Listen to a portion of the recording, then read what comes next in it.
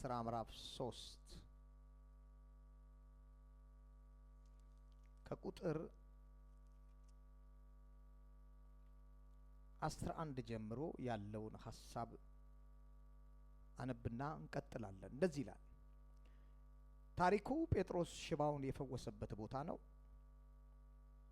ከዛ ተቃውሞ ተነሳበት። ቁጥር 11 ላይ ሐዋርያት 3:11 ላይ የተፈወሰውም ለማኝ ይላል ከጴጥሮስና ከዮሐንስ ጋር ጥብቅ ብሎ አብሯቸው ሳለ ሕዝቡ ሁሉ በመገረም እነርሱ ወደ ነበሩበት የሰለሞን መመላለሻ ወደ ተባለው ስፍራ እየሮጡ መጡ። ጴጥሮስ ይህን ባየ ጊዜ እንዲህ አላቸው፣ የእስራኤል ሕዝብ ሆይ በዚህ ለምን ትደነቃላችሁ? ደግሞም በእኛ ኃይል ወይንም ከእኛ ጽድቅ ይህ ሰው ድኖ እንዲመላለስ እንዳደረግነው በመቁጠር ለምን ወደ እኛ ትኩር ብላችሁ ትመለከታላችሁ? የአባቶቻችን አምላክ የአብርሃም የይስሐቅና የያዕቆብ አምላክ ብላቴናው ኢየሱስን ምን አለው? አከበረው። እናንተ ግን እንዲሞት አሳልፋችሁ ሰጣችሁት። ጲላጦስ ሊፈታው ቢፈልግም እናንተ በእርሱ ፊት ካዳችሁት። ቅዱሱንና ጻድቁን ክዳችሁ ነፍሰ ገዳዩን እንዲፈታ ላችሁ ለመናችሁ። ባርማን ይፈታ ብለው ነበር፣ ታስታውሳላችሁ። እሱ ተፈታ። የሕይወት መገኛ የሆነውን ገደላችሁት። እግዚአብሔር ግን ከሙታን ምን አለው? አስነሳው። እኛም ለዚህ ምኖች ነን? ምስክሮች ነን። ይህ የምታዩትና የምታውቁት ሰው የበረታው በኢየሱስ ስም በማመን ነው። ሁላችሁም እንደምታዩት ፍጹም ፈውስ እንዲያገኝ ያደረገው የኢየሱስ ስምና በእርሱ አማካኝነት የሚገኘው ምንድን ነው? እምነት ነው። የኢየሱስ ስምና ሰውየው ምን ነበረው? ውስጡ እምነት እየተጠባበቀ ነበረ። እነሱ የጌታን ስም ሲጠሩ ሰውየው ተነሳ። የኢየሱስ ስምና በሰውየው የነበረው ምን እምነት ነው አላቸው። ይቀጥልና እንዲህ ይላቸዋል፣ አሁንም ወንድሞቼ ሆይ እናንተ ይህን ያደረጋችሁት እንደ አለቆቻችሁ ሁሉ ባለማወቅ እንደሆነ አውቃለሁ። እግዚአብሔር ግን የእርሱ የሆነውን ክርስቶስ መከራን እንዲቀበል አስቀድሞ የነቢያት ሁሉ አፍ የተናገረውን ፈጽሟል። እንግዲህ ኃጢአታችሁ እንዲደመሰስ ንስሐ ምን በሉ ግቡ፣ ከመንገዳችሁ ተመለሱ፣ ከጌታም ዘንድ የመታደስ ዘመን ይመጣላችኋል። ደግሞም አስቀድሞ ለእናንተ የተመደበው ክርስቶስ እርሱም ኢየሱስን ይልክላችኋል። እግዚአብሔር አስቀድሞ በቅዱሳት ነቢያቱ አፍ እንደተናገረው ሁሉን ነገር እስከሚያድስበት ዘመን ድረስ እርሱ በሰማይ ይቆይ ዘንድ ምን ይለዋል? አሁን አስቡ። ጌታ ኢየሱስ ክርስቶስ በሰማይ አሁን የቆየበት ትልቁ ምክንያት ለምንድን ነው ሲባል ሁሉን ነገር ምን ማለት አለበት? ምድር ላይ ማደስ መቀየር። ማደስ የሚለው ማስተካከል፣ ሁሉም እንዲድን ሁሉም እስኪስተካከል ድረስ እግዚአብሔር ወደሚፈልገው አቅጣጫ የፈጠረው ሕዝብ ሁሉ እስኪመጣለት ድረስ እግዚአብሔር ልጁን ጌታ ኢየሱስ ክርስቶስን በሰማይ ይቆይ ዘንድ ይገባዋል ብሏል። የዘገየበት ምክንያት ለዛ ነው፣ የክርስቶስ ምጽአት። ጴጥሮስም ጽፎልናል እኮ ምንድን ያለው? ጌታ ኢየሱስ ክርስቶስ የዘገየበት ትልቁ ምክንያት እናንተ ምን እንድትሉ ነው? እንድትድኑ ነው። እንድትድኑ ብዙ ያልዳኑ ሰዎች ስላሉ ወደ መዳን እንዲመጡ ነው የዘገየው። ሁሉም ንስሐ ገብተው እንዲድኑ እየጠበቀ ነው ያለው። የመታደስ ዘመን የሚል ይሄን ነው። ግን ጴጥሮስ እዚህ ጋር ዳይሬክት ለእስራኤል ሕዝብ ነው እየተናገረ ያለው። ከዛ ምን ይላቸዋል?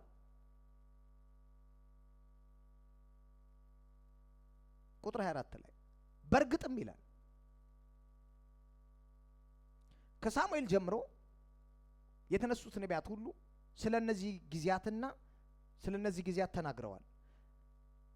ቁጥር 23 እናንተ የነቢያት ልጆች ናችሁ። 25 አያችሁት? ምን ይላል? እናንተ የነቢያት ምን ቀጥሎ ምንድን ነው የሚለው? ደግሞም እግዚአብሔር ለአብርሃም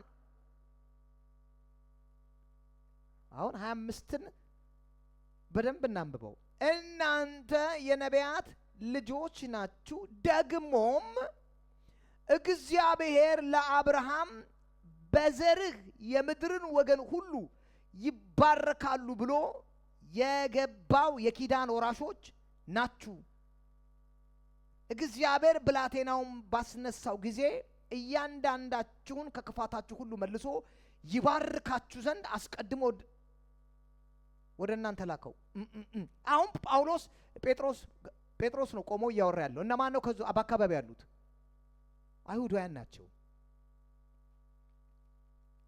አሕዛብ አይደሉም። ከዛ እየሆነ ያለው ይሄ ሰው የተነሳበት ምክንያት በእኛ የጽድቅ የተነሳ አይደለም፣ በእኛ ችሎታ አይደለም። እግዚአብሔር የናዝሩ ኢየሱስን ቀባው። ከዛ ሰዎችን ሁሉ እየፈታ እየፈወሰ በከተማ ሁሉ ዞሯል። ታውቃላችሁ። እናንተ ግን ገደላችሁት። ከዛ አመፀኛው ይፈታልናላችሁ። ያን ሁሉ እየነገራቸው መጣና አሁን አለ እናንተ አላቸው። እየሰሙ ነው። ምንድነው እየሰሙ ያሉት? ወንጌል እየሰሙ ነው። እናንተ እኮ የማን ልጆች ናችሁ? የነቢያት ልጆች ናችሁ። ስለነማን ነው የሚያወራው? አባቶች ነበሩ ነቢያቶች፣ እነ ኢሳይያስ፣ እነ ኤርሚያስ፣ እነ ሕዝቅኤል እና ይሄ ሁሉ ቤተሰብ የነቢያት ልጆች ናችሁ። ደግሞም አለና ለአብርሃም በዘርህ የምድርን ወገኖች ሁሉ ይባረካሉ ብሎ የገባውን ኪዳን ወራሾች ናችሁ። አብርሃም የምድር ወገኖች ሁሉ ይባረካሉ ብሎ የገባው የኪዳን ወራሾች ናችሁ። ኦኬ። መደበኛው ትርጉም ላይ ይሄ አዲሱ ነው። መደበኛው ትርጉም ላይ ደግሞ እንደዚህ ይለዋል። ቁጥር 25 ላይ እናንተ የነቢያት ልጆች ናችሁ፣ ደግሞም እግዚአብሔር ለአብርሃም በዘርህ የምድር ወገን ሁሉ ይባረካሉ ብሎ የገባው ተመሳሳይ ነው። የኪዳን ልጆች ናችሁ። እግዚአብሔር ብላቴናውን ባስነሳው ጊዜ እያንዳንዳችሁን ከክፋታችሁ መልሶ ይባርካችሁ ዘንድ አስቀድሞ ወደ እናንተ ምን አለው? ላከው። አሁን እግዚአብሔር የመጀመሪያውን ኪዳን ከማጋን የገባው የብሉይ ኪዳን የምንለውን በሲና ተራራ ላይ ሙሴ ምን ተቀብሏል? ኪዳን ተቀብሏል አይደለ? ከሙሴ በፊት እግዚአብሔር ከአብርሃም ጋር ምን ብሏል? ኪዳን ገብቷል። በዘሮችህ ነው ያለው። በዘርህ አንድን ፐርሰን ያመለከተው። በዘሮች ካለው ከመካከል የሚነሳውንም ሁሉ ይወክላል። ይሄን ገላትያን መጽሐፍ ስናጠና ስንማር ታስታውሳላችሁ። ይሄ እንዳሰነዋል። በዘሮቹ ሳይሆን በዘርህ ብሎ ነው የተናገረው። አንድን ዘር ነው የሚያመለክተው ካለ በኋላ ጳውሎስ ይሄም ዘር ማን ነው አለን? ክርስቶስ ነው አለን። ገላትያ ምዕራፍ 3 ላይ ቁጥር 15 ጀምሮ እንደዚህ ይላል። ወንድሞቼ ሆይ ከሰው ዕለታዊ ሕይወት የተለመደውን ምሳሌ አድርጌ ላቀርብ። የሰው ኪዳን እንኳን አንድ ጊዜ ከጸደቀ በኋላ ማንም ሊሽረው ወይንም በእርሱ ላይ ሊጨምርበት እንደማይችል ሁሉ በዚህም ጉዳይ ቢሆን እንደዚሁ ነው። የተስፋው ቃል የተነገረው ለአብርሃምና ለዘሩ ነበር። መጽሐፍ ለብዙዎች ሰዎች እንደሚናገር ለዘሮቹ አላለም ወይም አይልም። ነገር ግን ለአንድ ዘር እንደሚናገር ለዘርህ ይላል። እርሱም ማን ነው አለ? ክርስቶስ ነው። ዘር ብሎ ያመለከተው ክርስቶስን ነው። አሁን ጴጥሮስ የሚናገረው ይሄንኑ ነው። እናንተ እኮ እግዚአብሔር ከአብርሃም ጋር የገባውን ኪዳን ወራሾች ናችሁ። አስቀድሞ እግዚአብሔር ከአብርሃም ጋር የገባው ኪዳን ነበረ። ያ ኪዳን የምን ኪዳን ነው?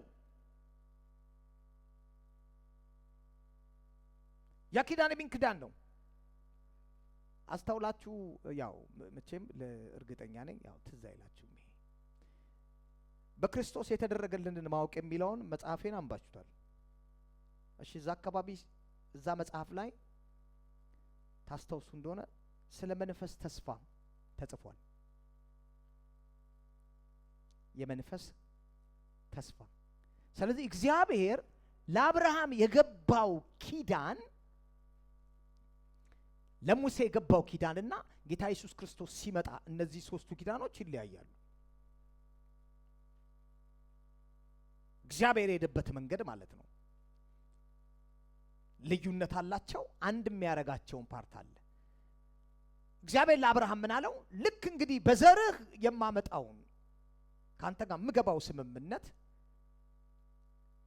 ዘር በተገለጠ ጊዜ እኔ ያልኩት አዳኝ በመጣ ጊዜ ያዘርን ያመለከትኩት እሱ ክርስቶስን ስለሆነ በሱ አማካኝነት ሰዎች ሁሉ አስቀድሜ ተስፋ ስለሰጠው ያ ማለት በነቢያት አማካኝነት ስለተናገርኩ እሱን በማመን ሰዎች ዳግም በመወለድ መንፈስ ቅዱስን ምን እንዲሉ እንዲቀበሉ። ስለዚህ እግዚአብሔር ከአብርሃም ጋር የገባው ተስፋ የገባው ኪዳን የመንፈስ ተስፋ ነው። ስምምነቱ ልክ ሰዎች ይሄን ሲቀበሉ ህይወታቸው ላይ አንድ ነገር ይሆናል። ምንድነው የሚሆነው? መንፈስን ይቀበላሉ።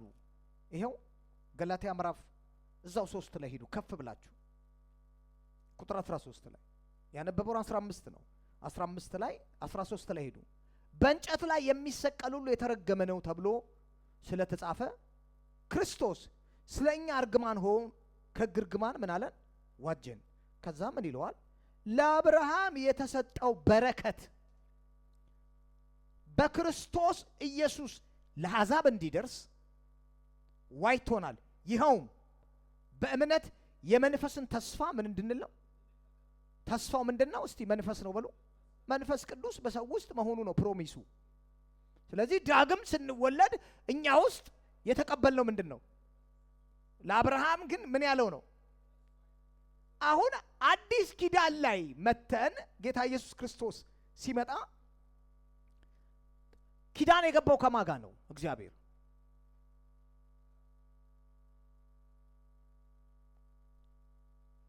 ከማጋ ነው የገባው ኪዳን? ታስታውሳላችሁ? ኤርምያስ 31 ላይ ምንድን ነው ያለው?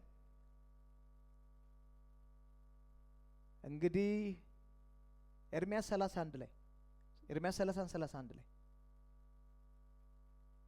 ዕብራውያን ላይም እናገኘዋለን። እንደውም ወተን የምንሞግተው በዚያ አይደል?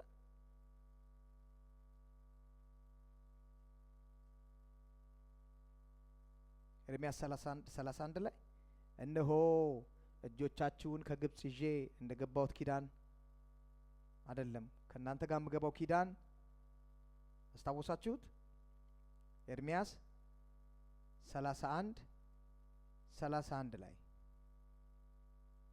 በዚያን ዘመን እግዚአብሔር በዚያን ጊዜ ከማጋ ነው ኪዳን እገባለሁ ያለው? እስቲ አንብቡት። ከእስራኤል ቤትና ከይሁዳ ቤት ጋር ይላል እግዚአብሔር አዲስ ኪዳን የምገባበት ጊዜ ምን ይላል? ይመጣል። ከግብጽ አወጣችሁ ዘንድ እጃቸውን ይዤ በመራኋችሁ ጊዜ ከአባቶቻችሁ ጋር እንደገባሁት ኪዳን አይነት አይደለም። እነርሱ የእነርሱ ባልሆኜ ሳለሁ ቃል ኪዳኔን አፍርሰዋል ይላል እግዚአብሔር። ነገር ግን ከዚህ ጊዜ በኋላ ከእስራኤል ቤት ጋር የምገባው ኪዳን ይህ ነው ይላል እግዚአብሔር። ሕግን በልባቸው አኖራለሁ፣ በልባቸውም እጽፈዋለሁ። እኔ አምላክ ሆናቸዋለሁ፣ እነርሱም ሕዝቤ ይሆናሉ። አሁን በጣም እርግጠኛ ሆኑ። ሰምታችሁ አታውቁ? ይሄን ለምንድን ነው የምለው? ለብዙ ጊዜ አዲስ ኪዳን ላይ ህዝቡ ምንድን ነው የሚለው? እግዚአብሔር ከኔ ጋር ኪዳን፣ ጌታ ሆይ ኪዳንህን ጠብቅ፣ ኪዳን ገብቷል ብሎ ነው የሚያስበው ሰው። እግዚአብሔር ዳግም ስንወለድ ይሄ ከአማኙ ጋር ኪዳን የገባ አድርጎ ነው የሚታሰበው። የለም እግዚአብሔር ኪዳኑን አይሽርም። ኪዳን ገብቷል ከኔ ጋር። ከኛ ጋር ኪዳን አልገባም። እኛ የኪዳኑ ምኖች ነን? ውጤት ነን። የኪዳኑ ልጆች ነን። ኪዳኑ ያመጣው ልጆች ነን። ለምሳሌ እኔ ባለቤት አለችኝ። እኔና ማሚ ቃል ኪዳን ገብተናል። የጋብቻ ኪዳን ፈጽመናል። እነ ጆሲ የኪዳኑ ምኖች ናቸው? ውጤት ናቸው። ስለዚህ እዚህ ጋር ታዲያ እግዚአብሔር ኪዳኑን ከማጋን የገባው ጌታ ኢየሱስ ክርስቶስ ማንን ወክሎ ነው የቆመው? እስቲ እስራኤልን ህዝብ በሉ። ይኸውላችሁ ነብዩ እየተናገረ ያለው ምንድነው? ከእስራኤል ህዝብ ጋር ምን ገባለሁ? አዲስ ኪዳን እገባለሁ አለ። የድሮስ ኪዳን ብሉ ኪዳን ሲባል እሱማ ከሙሴ ጋር ገብቻለሁ አባቶቻችሁ ሊጠብቁት አልቻሉም፣ በኪዳኔ አልጸኑም። ስለዚህ አሁን እኔ አዲስ ኪዳን ልገባ ነው። ከማጋን ያለው ከእስራኤልና ከይሁዳ ጋር አዲስ ኪዳን እገባለሁ። ኦኬ ታዲያ የቱ ጋር ነው ታዲያ የገባው? የቱ ጋር ነው ያየ ነው? ማን የተገለጠው ታዲያ? ስለዚህ ጌታ ኢየሱስ ክርስቶስ በስጋ የተወለደው ከማን ነው? አያችሁ፣ እግዚአብሔር ያን ዘር ለብቻው አወጣው። ጌታ ኢየሱስ ፍጹም ሰውና ፍጹም አምላክ ነው። ጌታ ኢየሱስ ሮሜ ምዕራፍ 9 ላይ እንሂድና ከቁጥር 1 ጀምሮ እናነባዋለን።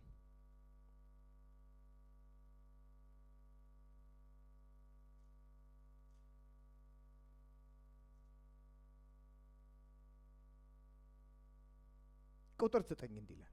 ከቁጥር 1 ጀምሮ ምዕራፍ 9 ሮሜ በክርስቶስ ሆኜ እውነትን እናገራለሁ፣ ምን አልልም፣ አልዋሽም። ሕሊናዬ በመንፈስ ቅዱስ ይመሰክርልኛል። ታላቅ ሐዘንና የማያቋርጥ ጭንቀት በልቤ አለ። ለወገኖቼ ስል ስለ ወንድሞቼ እኔ ራሴ የተረገምኩ ከክርስቶስም ተለይቼ የተጣልኩ እንደሆን እንኳን እወድ ነበር። እነርሱም የእስራኤል ሕዝብ ናቸው። ልጅ መሆን፣ መለኮታዊ ክብር፣ ኪዳን፣ ሕግ መቀበል፣ የቤተ መቅደስ ሥርዓት፣ ተስፋ የእነርሱ ናቸው። አባቶችም የማን ናቸው? የእነርሱ ናቸው። ክርስቶስ በስጋ የትውልድ ሐረጉ የሚቆጠረው ከማን ነው? ከእነርሱ ነው። እርሱም ከሁሉ በላይ የሆነው ለዘላለም የተመሰገነ ምንድን ነው? አምላክ ነው አለ። ክርስቶስ ራሱ በስጋ ዘር የሚቆጠረው ከማን ነው? ስለዚህ ጌታ ኢየሱስ ክርስቶስ ኢን ደ ፍለሽ በስጋ አይሁዳዊ ነው። እግዚአብሔር ለምንድን ነው ይሄን ያደረገው እያለ ያለው? ኪዳኑን ለመፈጸም ስም አለው። ካንተ ጋር አንተ ይሄን ኔሽን ምን ትላለህ? ትወክላለህ። ካንተ ጋር ጌታ ኢየሱስ አብ ከልጁ ጋር ኪዳን ሲገባ ከበስተጀርባ ማንን እያየ ነው? ይሄንን ኔሽኑን እያየው ነው። ከዛ ጠቅልሎ ደግሞ አሕዛብ ሁሉ ባንተ ይባረካሉ ብሎታል አብርሃም። አንድ ዘር አወጣና በል እንግዲህ ያለው እኔ አሁን ካንተ ጋር ኪዳን ገባው ማለት ከእስራኤል ቤትና ከይሁዳ ጋር ምን እያልኩ ነው? ኪዳን እየገባው ነው። ይሄ ኪዳን ከሙሴ ጋር እንደገባውት አይነት ኪዳን አይደለም ማለት።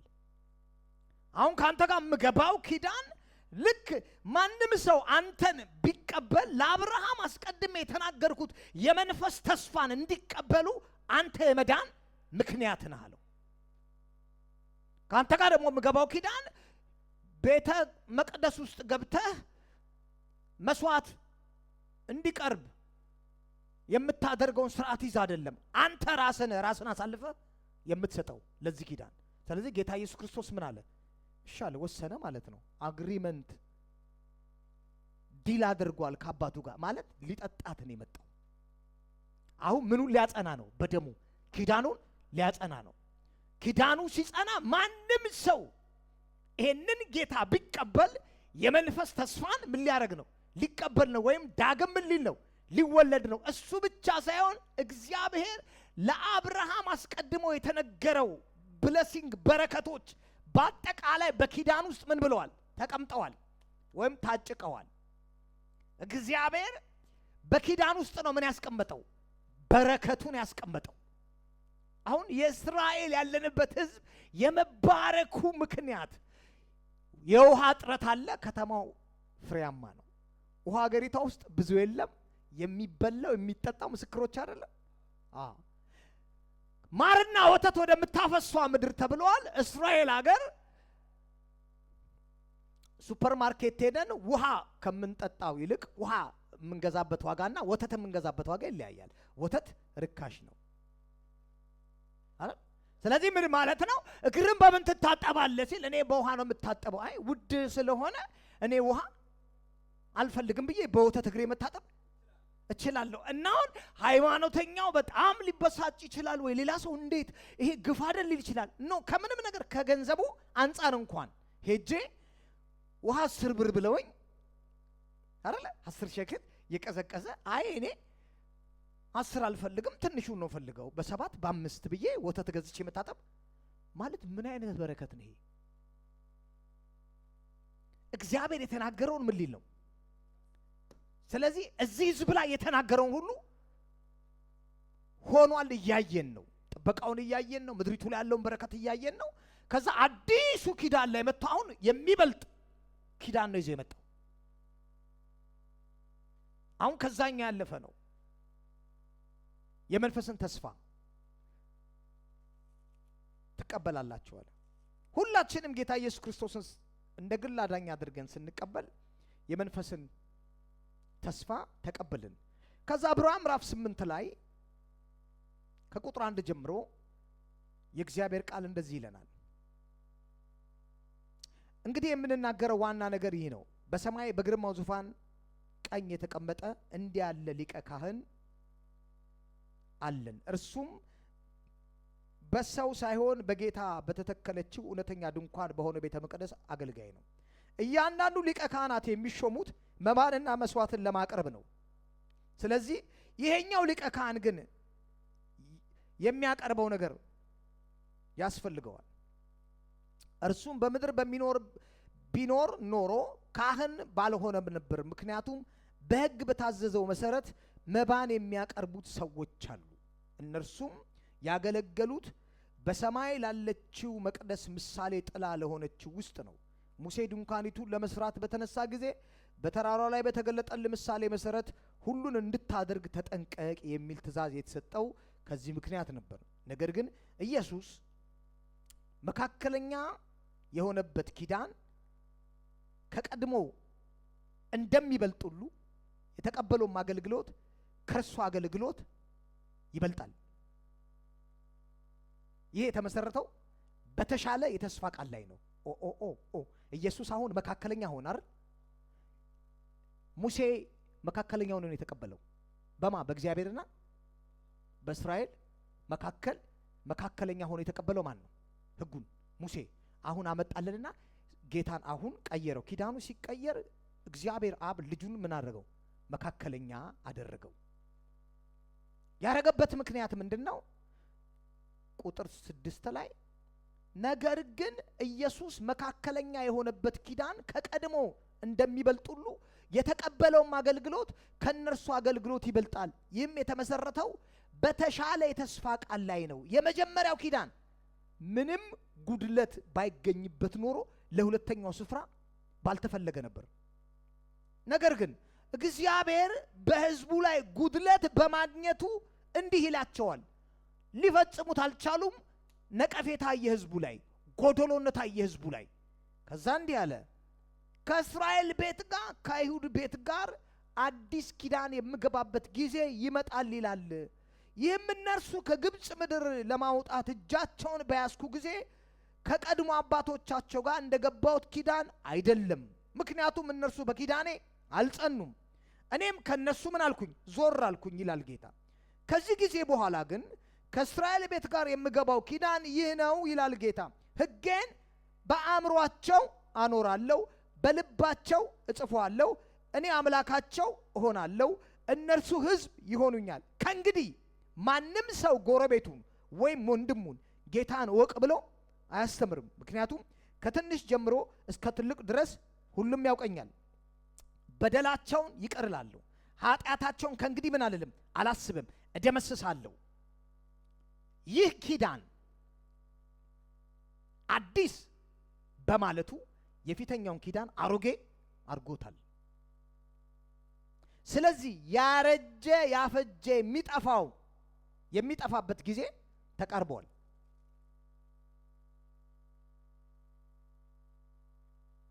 የሙሴ ሕግ ኪዳኑ ከሕዝቡ ጋር የገባው ኪዳን ምን ሆኗል አለ? ኮምፕሊትሊ ተሽሯል። አሁን እናንተ የኪዳን ልጆች ናችሁ፣ የኪዳኑ ውጤት ናችሁ። በዚህ ኪዳን ውስጥ ለኛ የተቀመጡልን ቤኔፊቶች አሉ። አንድ ሰው ኦኬ እንደዛ ከሆነ በኋላ ምንድነው ግን ታዲያ ያገኘሁት? ኦኬ ዘላለም ሕይወት አግኝተናል፣ ተቀብለናል፣ የመንፈስ ተስፋ ተቀብለናል። ከዛስ ግን ምንድነው? የሚሆንልን? የሆነልንስ ምንድነው? ካላወቅነው ልንጠቀምበት አንችልም። እሺ አንድ ነገር ልንገራችሁ። ወታደር ቤተክርስቲያን የእግዚአብሔር መንግስት ቤት ናት። እንደ ሀገር ውሰዱት። የአንድ ሀገር መንግስት ወታደሮችን ምን ይላል? ይመለምልና ያሰለጥናቸዋል አይደል? ሲያሰለጥናቸው ለምን ነው የሚያሰለጥናቸው? ምን አለ ማለት ነው? ጠላት እንዳለ ያውቃል። አንድ ቀን ጠላት ምን ይላል? ይነሳል። የመንግስት ዓላማው ለወታደሩ በቂ የሆነ መሳሪያ ማዘጋጀት ነው።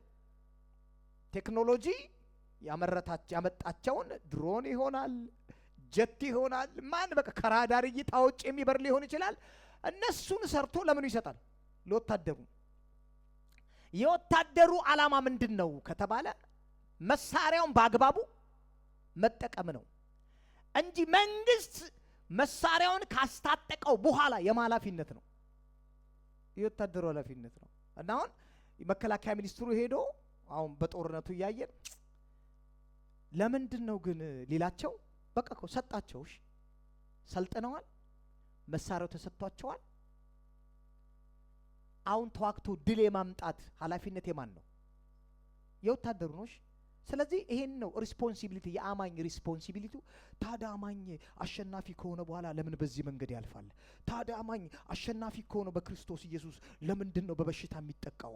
ታዲያ አማኝ አሸናፊ ከሆነ በክርስቶስ ለምንድን ነው በአጋንንት የሚጠቃው? በመናፍስቱ ዓለም የሚጠቃው? ታዲያ ሲባል ነው መሳሪያ የተሰጠው መሳሪያ በአግባቡ መጠቀም አልቻለም፣ አለበት ማለት ነው። ጳውሎስ ለጢሞቴዎስ ነገረው። በውትድርና የሚያገለግል ሰው አለው ራሱን በሌላ ነገር አያጠላልፍም ማለት ነገሩ ሲወጣም ሲገባም የመንፈስ ዓለም የጨለማው ዓለም ጠላታችን ዲያብሎስ እንደሚያገሳ አንበሳ ዙሪያችንን ነው የሚዞረው። ስለዚህ አለው አንተ ሰው አለው የእምነትን ጋሻ አንሳ፣ የእግዚአብሔር ዕቃ ጦር ሁሉ ምን በል ልበስ። አለብስሃለሁ አላለው። ምን አርግ? ልበስ። እሰጣ እምነግርህ ሁሉ እንድትለብስ ነው። አንሳና ያዘው። ከዛስ ይመጣብሃል። የሆነ ቀን የሆነ ነገር አታክ ልትደረግ ትችላለህ። የሆነ ነገር ዙሪያህን ሊከብ ይችላል። ያኔ የለበስከውን አውጥተህ መጠቀም አለብህ፣ መቁረጥ አለብህ፣ መምታት አለብህ። አለበለዛስ ትበላለህ። የማንም ሪስፖንሲቢሊቲ አይደለም፣ የእግዚአብሔር ሪስፖንሲቢሊቲ አይደለም። ጳውሎስ ኤፌሶን ምዕራፍ 6 ላይ ይሄን የመንፈስ ተስፋ የተቀበሉ ሰዎች ብቻ ናቸው ይሄን አውቶሪቲ መጠቀም የሚችሉት፣ ሌሎቹ ግን አይችሉም። ኤፌሶን ምዕራፍ 6 ቁጥር 10 ላይ በተረፈ በጌታና ብርቱ በሆነው ኃይሉ ጠንክሩ፣ የዲያብሎስን የተንኮል ሥራ መቋቋም ትችሉ ዘንድ የእግዚአብሔር ሙሉ የጦር ዕቃ ምን በሉ ልበሱ። አክቲቭ አድርጉት ላያችሁ ላይ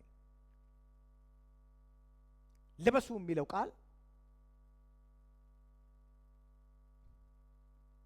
እናንተ ጋር ከሆነ ቦታ አምጥተን እንደምንለብሰው ልብስ አይደለም።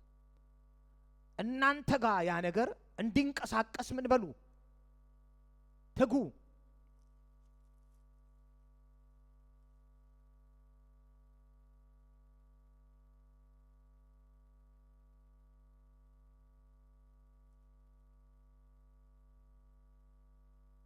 ምክንያቱም ተጋድሏችሁ ከስጋና ከደም ጋር ሳይሆን ከዚሁ ከጨለማ ዓለም ገዢዎች ከስልጣናትና ከኃይላት እንዲሁም በሰማይ ስፍራ ካሉ ከርኩሳን መናፍስት ሰራዊት ጋር ነው።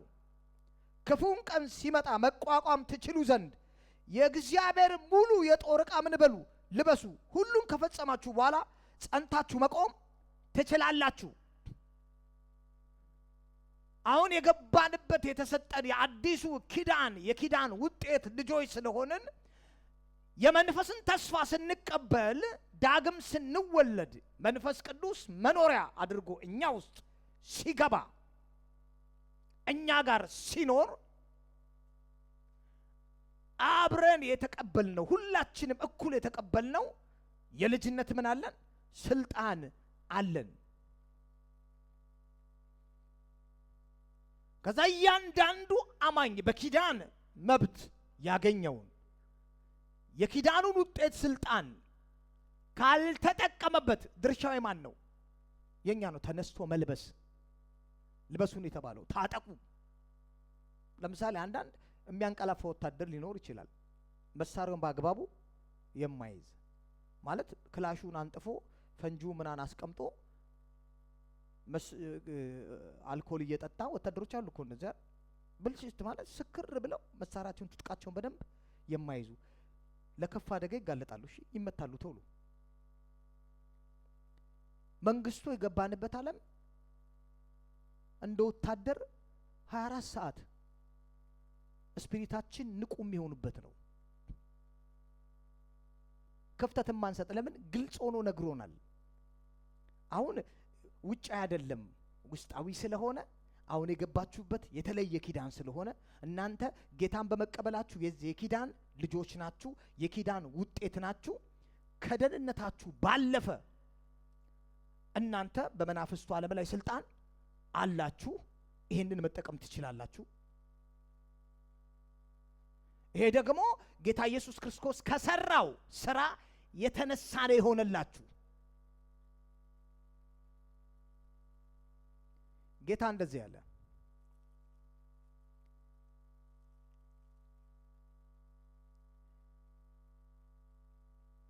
ቤተ ክርስቲያን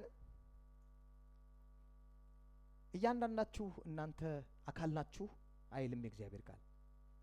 አንደኛ ቆሮንቶስ ምዕራፍ 12 ላይ እያንዳንዳችሁ የክርስቶስ የአካሉ ክፍል ናችሁ አለ።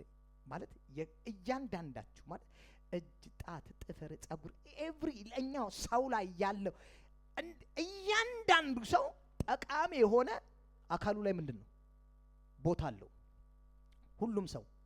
ከዛ ራሱ ማን ነው አለን? ክርስቶስ ነው አለን።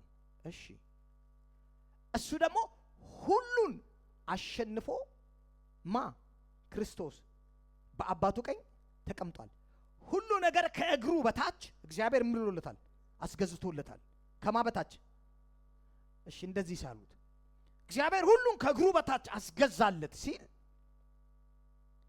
የመናፍስቱ ዓለም በሽታው፣ ድህነት፣ ጉስቁልና፣ የትኛውም የአመጽ አሰራር፣ ኃጢአት ከእግሩ በታች ነው። ከዛ እኛን ክርስቶስ ሲሞት ከሱ ጋር አብራችሁ ሞታችኋል ነው። ሲሰቀል አብራችሁ ተሰቅላችኋል። ሲሞት አብራችሁ ሞታችኋል። ከሞት ሲነሳ አብራችሁ ተነስታችኋል። አሁን እናንተ ትንሣኤን አግኝታችኋል በመንፈሳችሁ። አዎ ሁሉ ነገር ከእግሩ በታች ለሱ ተገዝቶለታል። አዎ አሁን እናንተ የአካሉ ምንድን ናችሁ? ክፍል ናችሁ ሲለን፣ እሺ እጅ፣ እግር፣ የሰውነት ክፍል ያ ማለት እያለን ያለው ምንድን ነው? ሁላችን ዳግም በመወለድ አንዱን መንፈስ በመቀበል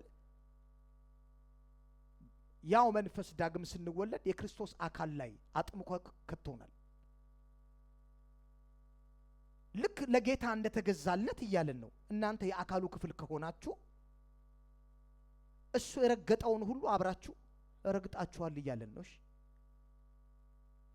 ለምሳሌ እግሬን የረገጠው እጄ እዚህ ላይ ያለ አይደል? ማን ነው የረገጠው? እጄም አብሮ ረግጧል፣ ጆሮዬም አብሮ ረግጧል፣ የሰውነት ክፍሎቼ በአጠቃላይ አብረው ረግጧል። ልክ እንደዛ ነው ያስቀመጠን። እናንተ የአካሉ ክፍሎች ናችሁ። አካሉ ማን ነው? እሱ ነው። ስለዚህ አለን አሁን ክርስቶስ ማድረግ የሚፈልገውን ነገር ሁሉ ሲያደርግ ያለ አካሉ ያለ ብልቶች ማድረግ አይችልም። እሱ የአካሉ ራስ ነው። ክርስቶስ። ኦኬ ማይንዳችን ነው ማለት ነው። ዋናው እሱ ነው። የሚያስበው እሱ ነው። እሺ መሄድ ፈለግኩኝ አለ። የት ጌታ ሆይ ስንለው እዛ ቤት ገብቼ ያዘነችው ማጽናናት ፈለግኩኝ አለ። ይችላል መሄድ? አይችልም። በጣም ይውላችሁ መንፈሳዊ እግዚአብሔር ህገ ወጥ የሆነ ስራ አይሰራም። ልብ በሉ። ለምንድን ነው ሰይጣንን ጠርጎ ማባረርልን? አይበቃም? ጌታ እኮ አሸንፎታል። ጥርግርግ አድርጎ ምን አለ በሰላም ሁሉም ቢኖር አንድ አጋንንት የትኛውም የጨለማ ስራ፣ ድህነት፣ ጉስቁልና የሚባል ከምድር ላይ ጥርግ ለምን አያደርገውም? ጥፍት በቃ አሁን በቃ ስመጣ ለምን አያደርገውም? አቅቶት ነው? ግን ለምንድን ነው ያልቻለው? ከብዶት ነው? እግዚአብሔር ሕገ ወጥ አምላክ አይደለም። ማለት እንዳለ የሚሰራው በስርዓቱ ነው። ስለዚህ ሰይጣን አሁን ምድር ላይ የመግዛት መብት አለው፣ መብቱ ነው። እግዚአብሔር መብት አይደለም ከዚህ በኋላ ብሎ ማጥፋት ይችላል? አይችልም። ምን አይነት ነው? አይችልም። ልነግራችሁ ይሄ ነው። አሁን ሰው ሃይማኖት ስለለመደ እንትን ያደርገዋልሽ። እንዴት ነው? ደህና ናችሁ? ኢትዮጵያ እንደውላ እግዚአብሔር ይመስገን። እግዚአብሔር ያመጣውን እንግዲህ መልሰው ምን እንበል? ችግሩ መከራው ማን ያመጣው? እግዚአብሔር። ማን ይመልሰው? አምጩ እግዚአብሔር ነው። እና ሰው አያውቅም።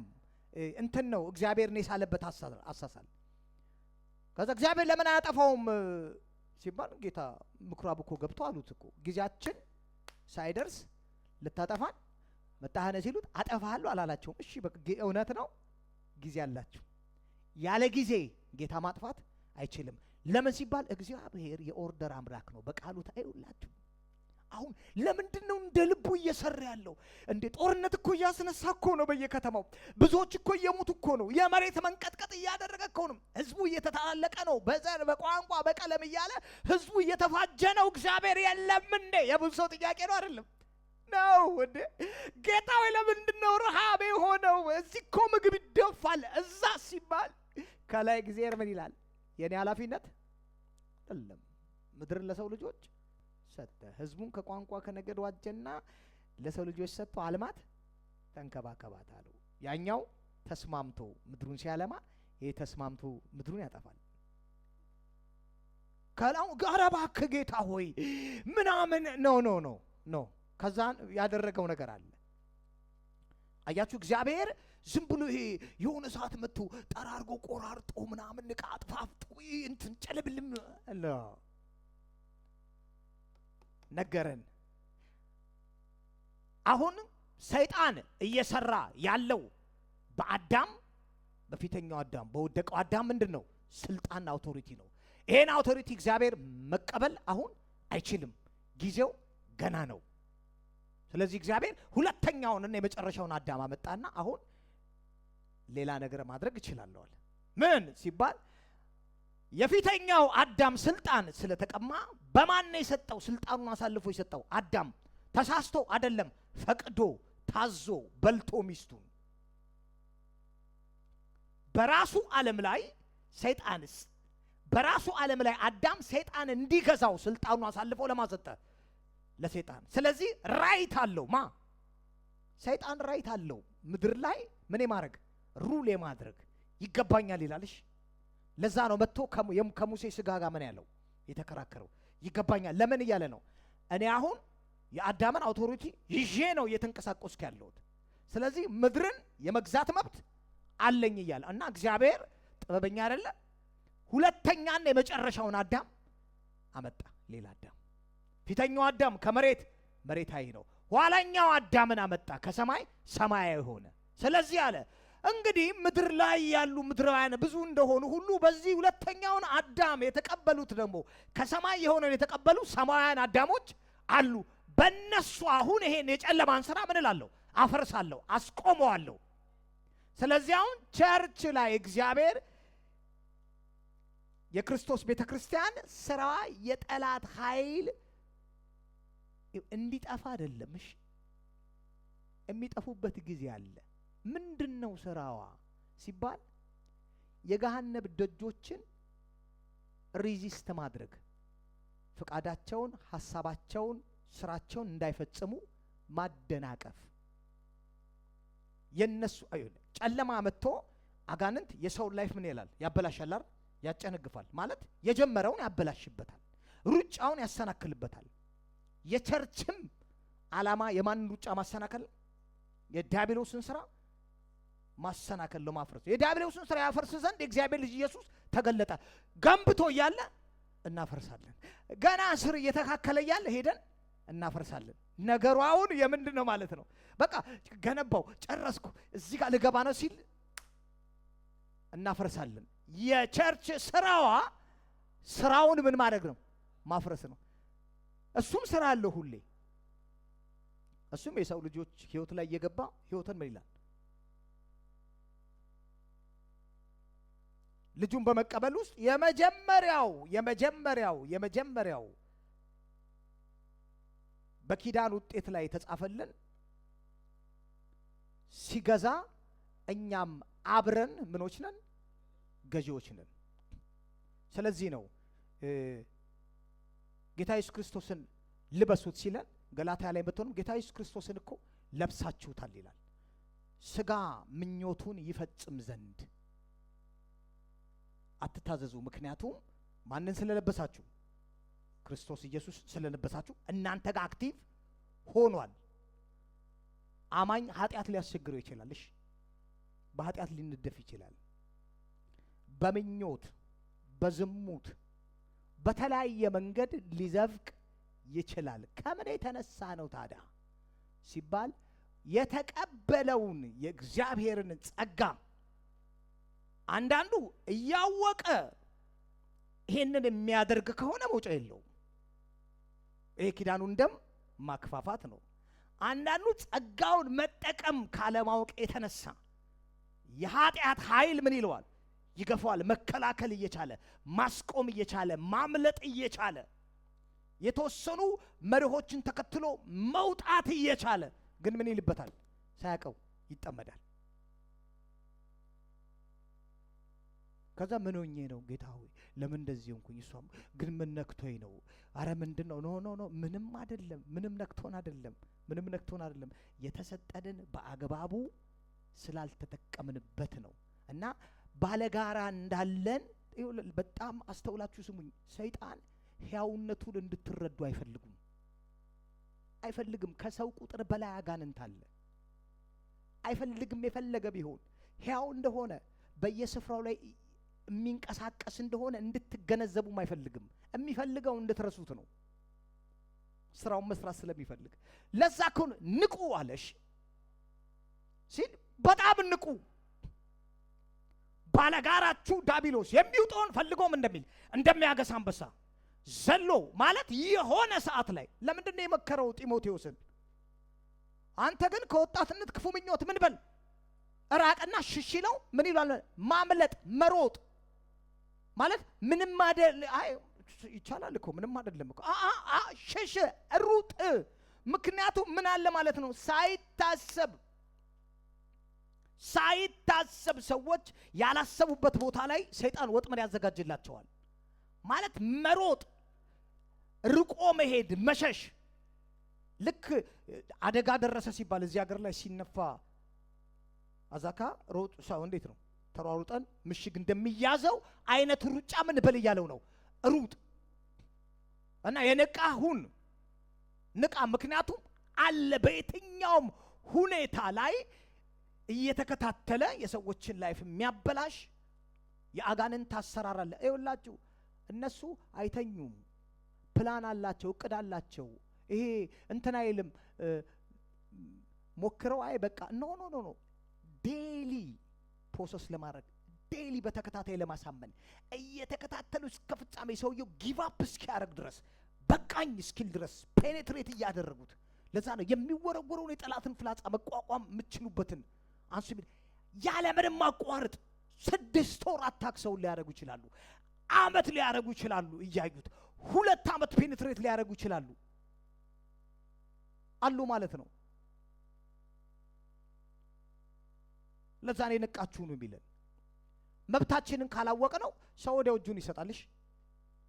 ወዲያው ነው 2 ወር 3 ወርም ሳይቆይ በወሩ እጁን ይሰጣል፣ ይሸነፋልሽ፣ ምርኮኛ ይሆናል።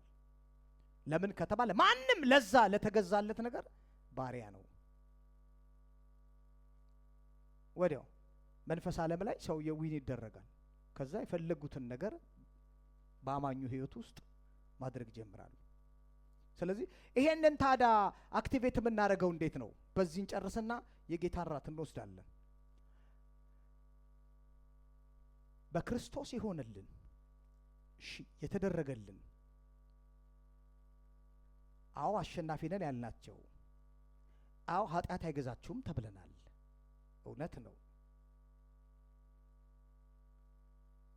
ታዲያ እንዴት ነው ይሄ ነገር ሪል ቴንጀብል በቃ ማወቅ እንትኑ ህይወቴ ላይ እንዲሰራ ፈልጋለሁ። እንዴት ነው ነገሩ? ሰውየው ምን ማለት ነው? ባምቧ ዳር ላይ ሆነ፣ አረ ተቃጠልን፣ ውሃ ጠማን፣ ውሃ እኮ አለ፣ አረ እንዴት ነው ነገሩን ክፈተው አይደል? ከዛ ምን ትላለህ? ትጠጣለህ ነው። ሰውየው ቆሟል እያየሁ፣ አረ በውሃ ጥም ተቃጠልን እኮ። ምን ሆነ ነው? የሽማይም ብር ይሆንና፣ አረ ተቃጠል፣ ክፈተውና ጠጣ። ሲከፍተው ምንድነው የሚወጣው? ውሃ። ሰውየው ይጠጣል? አዎ። ያኔ ነው ምኑን የሚያገኘው? እርካታ ያገኛል። አረ ከጠምቶ የነበር እኮ ይላል። እየሆነ ያለው ምንድነው? አሁንም ልክ እንደዛ ነው።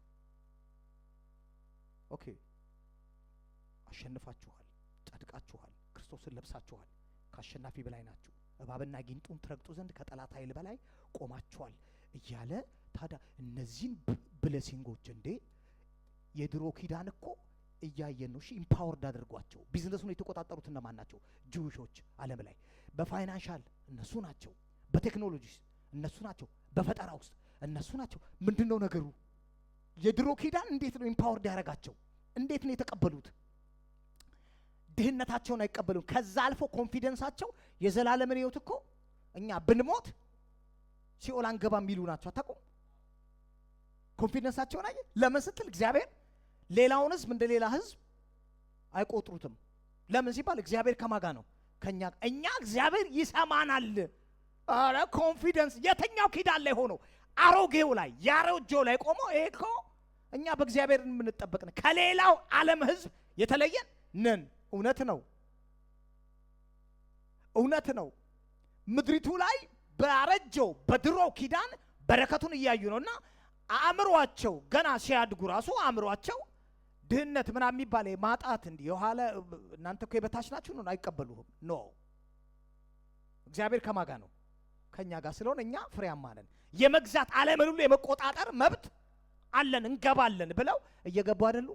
እየገቡ ነው። ኮንትሮል እያደረጉ አይደሉ? ከምን የተነሳ? ለአብርሃም የተነገረው በረከት በሙሴ በኩል መጥቶ ህዝብ ኪዳኑን ተቀብሎ የእግዚአብሔርን ቃል ሜዲቴት እያደረገ ከአባቶች እየተላለፈ የለም አላጠፉትም። እሺ በስደትም ሆነው የእግዚአብሔርን ሕያውነት አብሯቸው እንዳለ እንዴት ከግብጽ እንዳወጣቸው ስደት ሆኖ አልጣሉትም። እሺ እየተከታተሉ አንዱ ለአንዱ እያቀበለ ራባይ መጽሐፉ እየተጻፈሽ ጠብቀውታል እኮ ቃሉ ተጠብቋል። ሂብሩ ይጠፋ ነበር እኮ ባቢሎን ምርኮ ተበትነዋል እኮ ቃሉን ጠብቀውት ጸሎቱን ጠብቀውት ለህዝቡ ያስተላለፉ የአምላክን ሕያውነት ይሄው አሁን ማንም አይሁዳይ የተወሰነ ነው እንጂ የእግዚአብሔር ሕያውነት ያቃል፣ ከግብጽ እንዳወጣቸው ያቃል፣ አብሯቸው እንዳለ ያቃል። ምናቸው ነው የተቀየረው ሲባል ማይንዳቸው ተቀይሯል። እምነት አላቸው በእግዚአብሔር። ለሽ የድሮ ኪዳን ነው፣ ያረጃ ፈጀ ነው። እንገባለን ስላሉ ይገባሉ ማለት አይደለም። የዘላለም ግን ሮንግ በሆነው ነገር ጳውሎስ ሮሜ 10 ላይ ጻፈልን። ቀናታችሁ እኮ ከእውቀት አይደለም አለ። በጣም ግን ቀናተኞች ናቸው። ከእውቀት ግን አይደለም እየቀኑ ያሉበት ቀናት አለ። ኦኬ የሆነ ነገር ስለገባቸው ነው። ደግሞ ሁል ጊዜ የትም ቦታ ብትሄድ ይናገሩታል። ያንን ነው የሚሉ ስትመሰክር አንተ አይሁድ ነህ መጀመሪያ አይደለም። በቃ አንተ የማን እግዚአብሔር ነው የምታስተዋውቀኛለኝ? ጌታ ኢየሱስ ነው እኮ የማንን? እኔ እኮ የራሴ ምን አለኝ? አምላክ አለኝ። እንዴት ነው ይሄን ሰውዬ ቁጭ አድርገህ የምታሳምነው? ይሄን ያክል እንኳን ልባቸው በዚህ ነገር የተሞላ ነው። ታዳኛስ የቱ ጋ ነው? እነዚህ ነገሮች በአጠቃላይ የተባለው በእኛ ህይወት ላይ የሚገለጡት በእኛ ላይ ማኒፌስት የሚሆኑት ከድል ወደ ድል ከክብር ወደ ክብር የምንሄደው እስቲ በመናገር ነው በሉ፣ አምኖ በሉ፣ በመናገር የተቀበልነውን የእግዚአብሔርን ጸጋ ማንቀሳቀስ እንችላለን በሉ። ከዚህ ውጪ ምንም ነገር ህይወታችንን መቀየርም ማስተካከልም አንችልም። ይኸውላችሁ እንደ እንትን እንዳታዩት፣ ሌላ መንገድ የለም። ለዚህ ነው ድብልቅልቅ ያለ አዛጦንኛ ቋንቋ በአማኙ ማህበረሰብ የሚሰማው ድብልቅልቅ ያለ የለም ትርምስምስ ያለ እያንዳንዱ ከአንደበቶቻችን የሚወጣው ቃል ወይ የእግዚአብሔር ዓለምን ስርዓት ይገልጣል ወይ የጨለማውን ዓለም ስርዓት ይገልጣል። ዝም ብሎ አይደለም፣ ባዶ ቃል አይደለም ሰው የሚናገረው። ስለዚህ እነዚህን መብቶች የተሰጡንን በኪዳኑ ያገኘናቸውን እውነቶችና መብቶች ምን እያልን ዲክሌር እያደረግን ሕይወታችን ላይ እየተናገረን ያለምንም ማቋረጥ አምነን ተረድተነው እየተናገርን ዓለማችንን ፕሮቴክት እናደርጋለን። ኃላፊነቱ የማን ነው? የኛ ነው። እንቆማለን እስቲ በእግሮቻችን። ጥሯቸው ውስጥ ያሉትንም ማሌ ብሮኮ ሻካታ ባራባንዴ ሌቦሳ